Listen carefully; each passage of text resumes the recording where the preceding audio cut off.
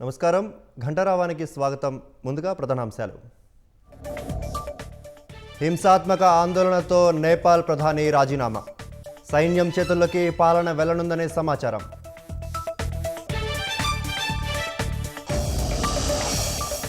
మరో గంటలో ముగియనున్న ఉపరాష్ట్రపతి ఎన్నిక. మధ్యాహ్నం 3 గంటల వరకు 96% పోలింగ్.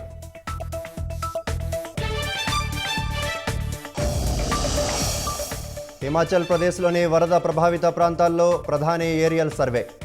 బాధితులను అన్ని విధాలుగా ఆదుకుంటామని హామీ.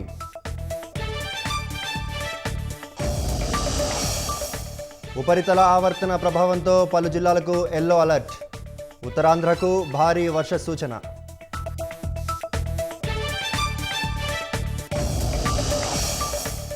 ఎరువుల సమస్య లేకున్నా వైసీపీ దుష్ప్రచారం చేస్తోందన్న అచ్చెన్న.